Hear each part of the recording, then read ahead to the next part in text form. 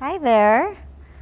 Thanks for joining us today. I'm Eunice Shin. I'm the Managing Director at Manatt Digital. We are a business advisory firm focused on strategy and business development, working a lot in the immersive space, have a lot of clients who are either at the strategic growth stage or larger companies who are launching new businesses in the immersive space and helping them navigate all of that.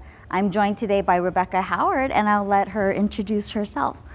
I was formerly Emerging Platforms Discovery Communications. Was there for about a year and a half, and prior to that I was at the New York Times where I oversaw video as well as the introduction of VR to the platform. But most recently in this last year and a half is really focused on how to think about innovation within a large media company that's focused mainly on linear expressions of their content, and how do we think about making both original content within that on these new platforms such as mostly VR in that first period of time. Number one. Number two, what kind of investments do we want to make in other companies that could help discovery in terms of their ability to continue leading in the space? And number three, how do we think about the current IP that the company is creating and how to express it into other mediums? Got it. Well, today we wanted to talk about, from a media and entertainment perspective, the way that the industry as a whole is approaching immersive. And certainly, I think it's a little bit of a different approach when you are looking at existing IP and precious IP, right, and expensive IP, and how we put that into immersive platforms. How do you find the right monetization tools and opportunities, as well as just how to go to market in a new space. So I think there are many different factors that make it unique and different for a media and entertainment company. We wanted to chat about that today and talk about the market as a whole. So Rebecca, in your different roles and just recently even at Discovery, how did Discovery and how did you look at this market? Did you see it as kind of, was there the big hype that everyone else fell into as well in looking at virtual reality and the HMD market? Were you looking at it as a long-term play, a near-term play, marketing and promotional, as opposed to kind of a new medium and a new platform? Some of your thoughts on that. Right, yeah, it's so complicated. Yeah. Because it's even, I think what Michael just said on the last panel when he was leaving, where he said, we're not focusing on scale because the scale isn't there. So he's focused on delivering the best, most immersive kind of experiences that can be supported by advertising that's going to reach kind of a limited audience, but in a very effective way. The challenge in big companies, we all know this, right? Like, yeah, it has to be a long vision. It's a long road. However, most of them have to be run by the reports to the street. So that's a quarterly, staying on top of revenue. And when you're at a big company, as any of the big media companies, it's having a long-term view is very, very challenging. There's really this need to have short-term rewards, and that's counterintuitive with innovation. What we say in innovation is that we're building capabilities so that we can have an option on future opportunities, right? We know that the marketplace isn't quite there yet, so what we need to do is make sure that we're building those capabilities, learning how to tell stories on new mediums, understanding the technology required, so as we're building our platforms for the future, OTT, great example, that we're ready to be able to monetize that once the scale is there. So I think leading a company to that kind of thinking is a challenge, and I think unless a company really has sort of the money of a Google or an Apple that can really just take a lot of money off to the side and say this is what we're doing full time, is this sort of R&D and really thinking about it, is difficult when you're in the mix of monetization. Right. So my role fell on, all these roles fall under monetization. So that means you need to prove that you're able to create advertising campaigns, for example, or you're able to sell advertising, across the content you're making. It's challenging, right, when there's no scale, and B, where the scale is, which is potentially on platforms like Facebook or YouTube, it doesn't really support the medium that you're excited about expressing the story in. So we created a VR series that had to really live on YouTube in 360. That doesn't help anybody because it's not a great experience in 360.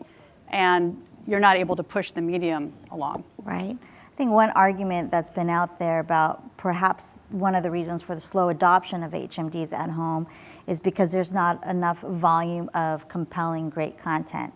And it's this whole chicken and egg situation, right?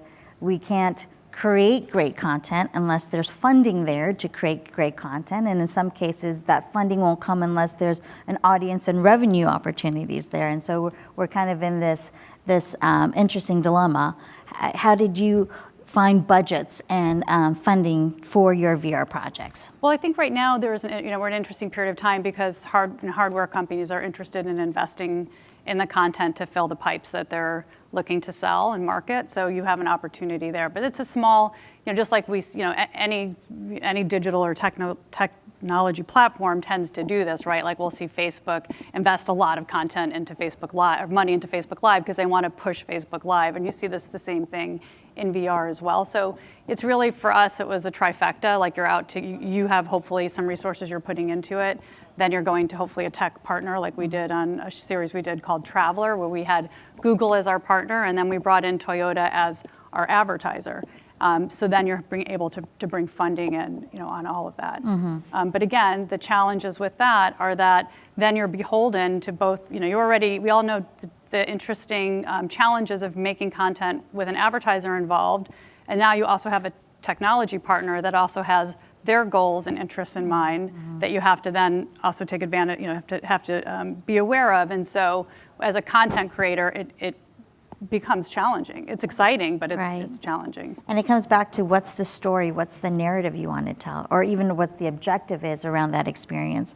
Because oftentimes if it's coming out of a marketing or promotional budget, it's to, highlight a film, right, or a television series or a brand, rather than it looking at perhaps long-time repeat engagement, which is going to help with the overall, time in device and time in experience, which is what really where we want and where some of the higher revenue opportunities are. Yeah, it's just too small for a media company of any size to really be paying attention to right now. So unless they're doing it for marketing reasons or some kind of location-based or an event of some kind, it will be very difficult to find investment in original content within these companies at this point. Which is not to say that getting that investment from a marketing department isn't, I think it can really help still, push the industry along, and we're seeing that a lot even with the most marketable AR experiences that are out there that are coming, with large, IP extensions. I think we're in an interesting point just if we look at the evolution of where entertainment is from a theatrical perspective. We know now that less movies are being made every year, and the percentage of those bets are being made on larger IP and building worlds based on pre-existing IP.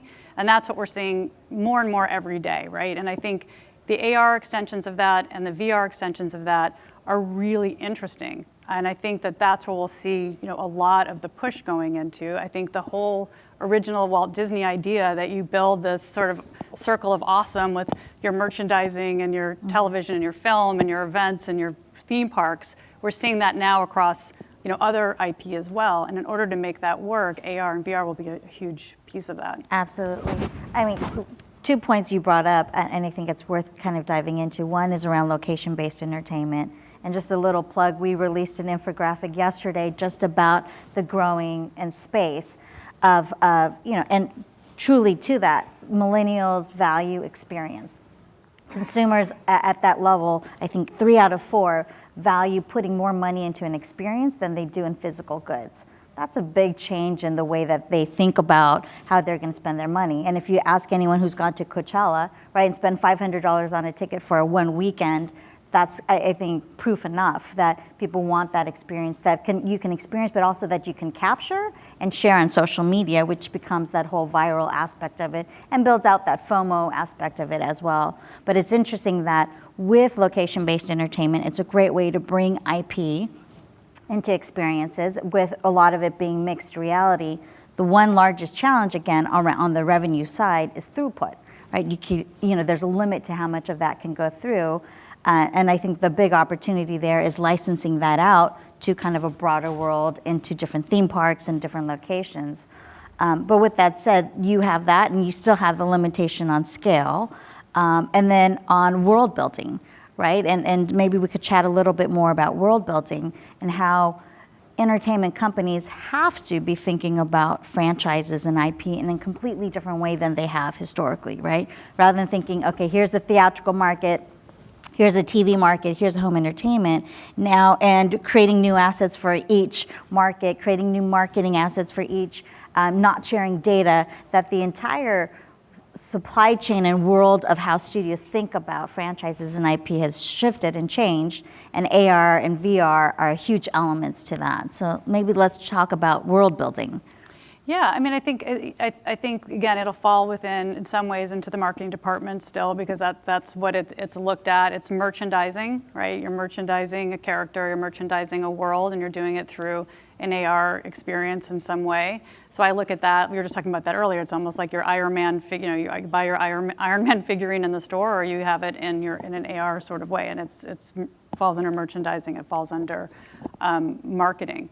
So I think that, I think we're in a really interesting point. I think we're all, we're looking at the monopolization of platforms. So the Facebook, the Amazon, Google, Apple world, and then we're also looking at the monopoly of entertainment and of content. And I think when that starts to happen, and we have this huge platform that we have to go to Facebook to find our audience, we're going to find the thing that resonates the most with as many people as possible, which is going to be franchises that are really well recognized and understood. And so it's challenging as a creator, I think, because we want to be able to think that, and television is showing that in the golden age of TV, that there's still original ideas and there's really exciting things you can do.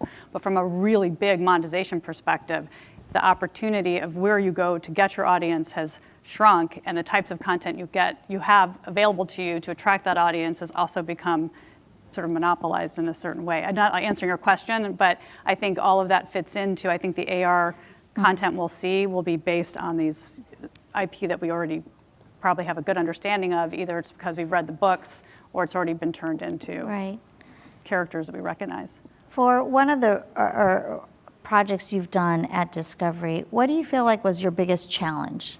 Was it a tech issue? Was it a kind of a human capital issue? Was it funding? What do you feel like the biggest challenges were? By full stop, it's distribution. You can make, and that's the thing, I kind of feel less like that there's not, and we hear that all the time, there's not enough good content out there. There's content out, there's getting to be more and more content out there. It's just how do you get it in front of people, and I think if people aren't putting on headsets, which they're not as quickly as the adoption rate didn't rise as quickly as we all had expected it to 12 months ago or 18 months ago, it slowed down and then it became about AR. I think that the challenge is getting the content in front of people. So for example, you're a big media company, Discovery as an example. We have OTT apps for all of the networks, and I want to be able to distribute an AR experience based on Shark Week. We don't have AR enabled in our apps right now. So the only opportunity then we have, if we go to an advertiser, is to say, oh, we'll launch a standalone app for you on Shark Week. Well, you're not going to reach the 10 million people that watch Shark Week. You're going to probably reach a very small percentage of that, right? So where you need to get them is where they're already spending their time on the OTT platform that they're on already, right? And so in order to do that, then you're like banging on the door of your head of product and saying, please put AR within the app. And then he looks at you and says, well, tell me about the monetization of that, because if it's not monetizing, I can't move that up in my roadmap to build AR capability within the app, because right now we're building some kind of targeting or some kind of advertising or something like that. So it keeps getting pushed down and pushed down and pushed down on the roadmap. And that's just the reality of these larger companies. And so it becomes very, very challenging, I think, to go out there and be able to sell what you would like to do, which is a big campaign to an advertiser that reaches, it's a certain IP that you can express itself in many different formats. And guess what, advertiser, you can own it throughout all of that in a way. And I think we'll see that coming up in the next couple of years. We'll see a shift of that in terms of what Amazon's app and Netflix's apps will be more interactive, but it just takes a minute for all of this to kind of come together when you're a big institution. Great point. And it's a real limitation and barrier to speed, I think, or to be a barrier to market. And by the way, I just want to put out there that I think that they're doing the Slido questions. So if you have any questions, put that up there, and we'll take some time at the end to do some Q&A. As a major media and entertainment company looks at the immersive market and going to market, historically it's been outsourcing the development, right? So I believe at almost every major studio and entertainment company, a lot of those services or capabilities don't reside in-house yet. So what are the types of companies that you guys were looking for? Was it technical chops? Was it the creativity and artistic side to it? What was, when you looked at it from a filter perspective, what were the filters and lenses that you were looking through to find the right partners in going to market? And whether it was to go to market with them or to invest in them and to partner with them. Right, so we invested in Here Be Dragons, and that investment had a lot to do with the production capabilities that company had already shown a lot of expertise and success with, in terms of how they looked at capturing content, creating great stories, and the post and the post process. So for us, it was really good learnings to have a company like that not only were great storytellers, but also had experience with advertisers and knew how to work with advertisers, because that's a huge piece of it. From a technical perspective, again, media companies like to own their full tech stack, so it's tricky to go out and necessarily plug something else into it, as much as tech companies are constantly coming up with what they would consider easily pluggable capabilities. So whether or not that's some kind of distribution, whether or not it's some kind of content creation, that's very hard in large media companies. So as much as we wanted to, and we brought in a lot of companies to come and have conversations with product team, that's a tricky one. Mm-hmm. Again, especially now with so many security and data issues, it's becoming even more closed. So it becomes even more tricky. So if you're a company that has some kind of distribution or has some kind of has anything from a tech perspective, it has to show in a very real, practical way that they've been able to work with other companies, let a company have their own CDN, let a company control as much as possible. Otherwise, it becomes really challenging. We'll open it up to questions. If we have any questions I don't know if we received any through the Slido. If anyone, right here. Yeah, I kind of want to go back to what you were talking about with respect to that short-term and sort of long-term vision.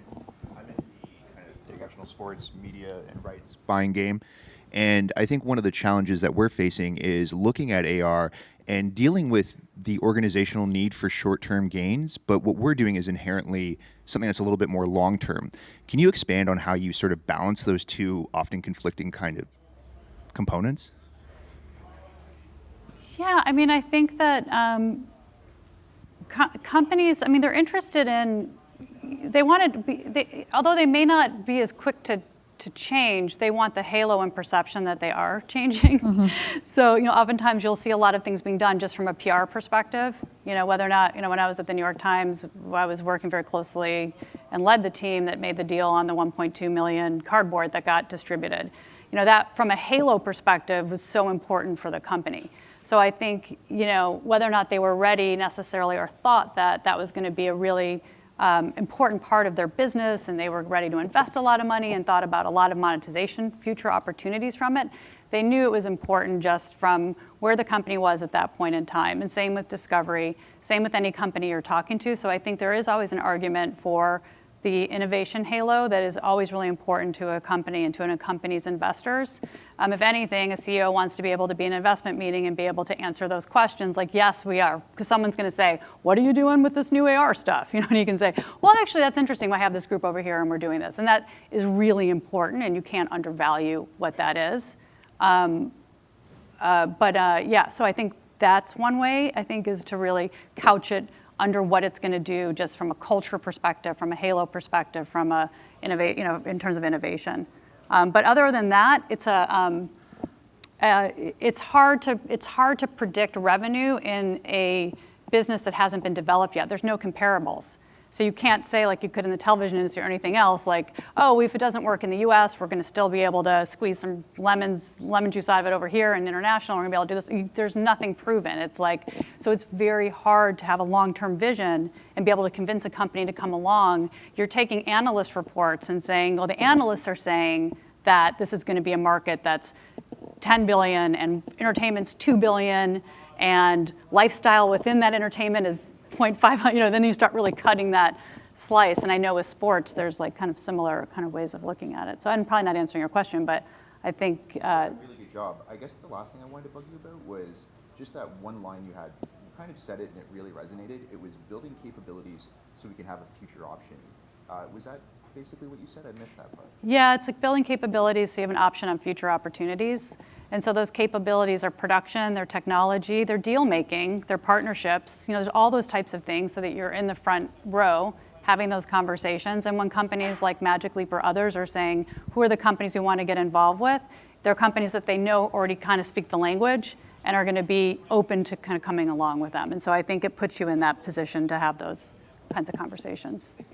Yep. I think to add to that, what's an interesting aspect of the industry that people need to understand is that traditionally, media and entertainment companies, and even like sports franchises, often didn't have that direct-to-consumer relationship, right? There was always an exhibitor between them or a ticketing person between them. So now, obviously, with everything that's changed with mobile consumption, there's a massive shift to wanting to have that direct-to-consumer relationship. That's why we're seeing all the mergers and acquisitions happening across the entertainment space. It's for that direct-to-consumer engagement. What's great about VR and AR is that it is direct-to-consumer, but it is a big ship to have a lot of these organizations change and think about it in that way. So I certainly think that from an immersive standpoint, it still is a desire. And I think if the monies were there more, it would become a faster, and quicker dive into it from a larger investment standpoint. But I think across the board and the clients that I work with and the conversations that I have, the deals that we're in part of now, all the major studios, all the major media and entertainment companies are absolutely looking at immersive, and even sports franchises as well and associations. They're all in it. So it's just about, now that they're in it, how do we monetize and open up doors so that it becomes faster growth, which I think everyone in the room is hoping for. Right. Well, thank you. That's very informative. We're at time. Yep. So, thanks again. Round of applause for Eunice and Rebecca, please.